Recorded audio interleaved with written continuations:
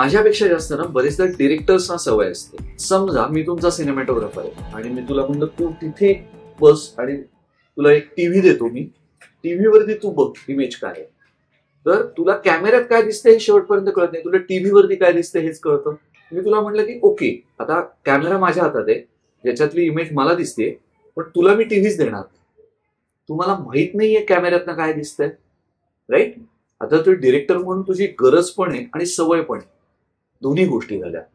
आता तेच मी बाजूला काढलं की नाही, तू बघायचं नाहीस, तुला मी कुठलाही मॉनिटर देऊ शकणार नाही. Then what? मग एकच राहतो पर्याय की तुम्हाला तुमच्या सिनेमॅटोग्राफरवरती विश्वास ठेवावा लागतो की त्या कॅमेऱ्यात ती जी इमेज आहे ती व्यवस्थित असेल. पण असा तू डिरेक्टर आहेस ना, तुला माहिती असलंच पाहिजे की काय शूट होतंय.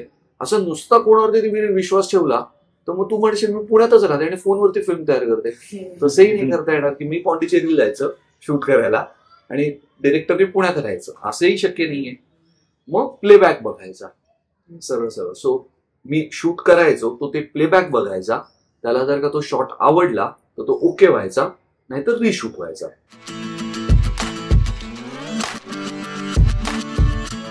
सो तयारी ऍक्च्युली खूप करावी लागली, कारण की मला पण माझ्या कामाची एक सवय असते. मी जे कॅमेरे मी वापरतो त्याच कॅमेऱ्यांची मला सवय असते.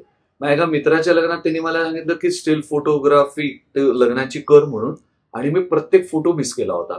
त्यामुळे त्याच्या लग्नात एकही फोटो मिळाला नाही की जो गळ्याला हार घालतोय अंगठी घालतोय, कारण की दरवेळेला त्या कॅमेऱ्याला एक मायनर लॅग होता. मी क्लिक केलं की 1-2 सेकंदांनी तो फोटो क्लिक व्हायचा आणि दरवेळेला ते अंगठी घालायचे आणि मी क्लिक केलेलं असायचं 2 सेकंद उशिरा, माळ घालायची असली 2 सेकंद उशिरा. त्यामुळे त्यांना एकही गोचराला फोटो मिळाला नाही आणि सो कॉल्ड मी फोटोग्राफर होतो. So I was a big failure from point as still photography मध्ये. सो सांगतो, सो प्रत्येकाला प्रत्येक टूलची सवय असते.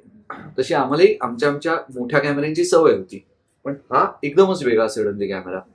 मग त्याच्यात तुम्ही म्हणलात ते सर्व प्रॉब्लेम्स की ग्रीन्स येतील का, हायलाईट, ब्राईट लाईट जो असतो तो हायलाईट आणि लो लाईट, अंधार असलेली जागा, या दोन्हीमध्ये तो कसा परफॉर्म करेल, चेहरे दिसतील का नाही, उन्हात शूट करता येईल का, सावलीत शूट करता येईल का, रात्री शूट करता येईल का, आम्हाला कशाचीच गॅरंटी नव्हती. सो सईद अहमदकर जी त्याची ऍक्ट्रेस आहे ना, ती आमची मैत्रीण ऍक्च्युली. सो आम्ही तिला रिक्वेस्ट केली की सई आम्हाला तूच हवी आहेस, आम्ही कुठल्या तरी एका मुलीबरोबर नाही शूट करणार, टेस्ट शूट जी करतोय, कारण की तुझ्या स्किनचा कलरच फायनल दिसणार आहे जो मला चेक करायचा आहे. सो सईनी एक अख्खा दिवस आम्हाला दिला होता. सो मग सई बरोबर आम्ही गोरेगावच्या जंगलामध्ये, केवळ लाईट आणि शॅडो असते म्हणून जंगल, there was no other reason. So त्या जंगलामध्ये आम्ही खूप एक्सटेन्सिव्ह शूट केलं, एक अख्खा दिवस. शॅडो मध्ये केलं, सनलाईट मध्ये केलं, शॅडो टू सनलाईट केलं, सनलाईट बॅकग्राऊंडला आणि ती शॅडो मध्ये, आणि कधी कधी ती सनलाईट मध्ये आणि बॅकग्राऊंड मध्ये शॅडो, अशा वेगवेगळ्या सिच्युएशन्स हँडल केल्या.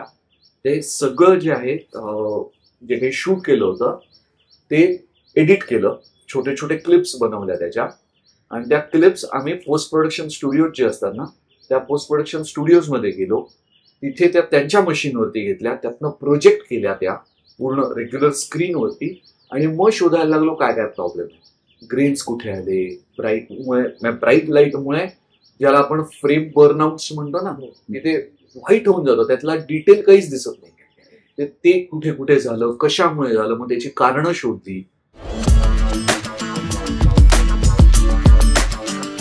त्या फ्रेम मधला एक स्वीट स्पॉट शोधावा लागतो की ज्या स्वीट स्पॉटचं एक्सपोजर ठेवलं तर तुला ब्लॅक्स डार्क एरियामध्येही दिसतं आणि ब्राईट एरियामध्येही दिसतं.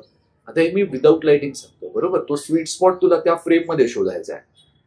सो समजा आता मी इकडनं तुमच्या सगळ्यांवरती फ्रेम सेट केली, तर तुमच्या मागे 2 खिडक्या खाल्ल्या, हा, आता ते बर्नआउट होणार आहेत, बरोबर.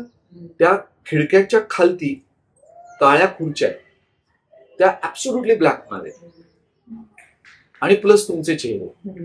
आता हे मला प्रायमरी पॉइंट्स मी सांगतोय तुम्हाला, ज्याची एक्सपोजर्स प्रत्येकाची वेगवेगळी आहे.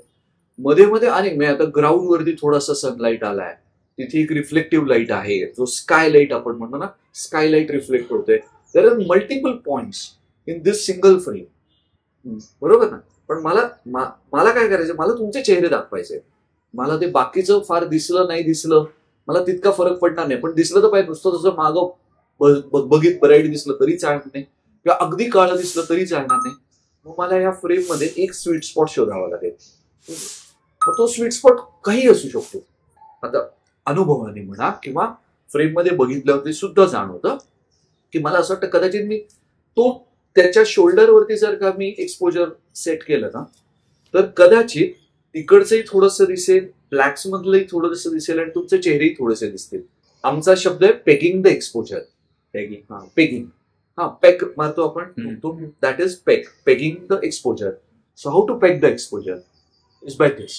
So you need to find that sweet spot, की ज्यांनी तुझे, तो स्वीट स्पॉट जर का असेल तर तो तुझा 0 झाला.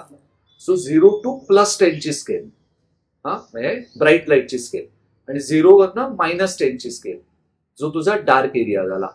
सो ह्या 20च्या स्केल मधले सर्व लाईट जे असतील ना तुझे, ते सगळे मिळतील. That is pegging the exposure. ते केल्यावरती मला 20 युनिट्स लेट्स से, आणि मधले स्मॉल युनिट्स आपण आता सोडून देऊ. तुमच्या साध्या स्केलवरती कशी असते ना, सेंटीमीटर स्केल असते समजा, तर मला 20 सेंटीमीटर सारखा 20 युनिटची स्केल मिळत होती, जी विजिबल होती. ब्राईट लाईटही विजिबल होता आणि डार्क लाईटही विजिबल होता, आणि इन बिटवीन एवढे दिले. माय प्रॉब्लेम वॉज सॉल्व्ड.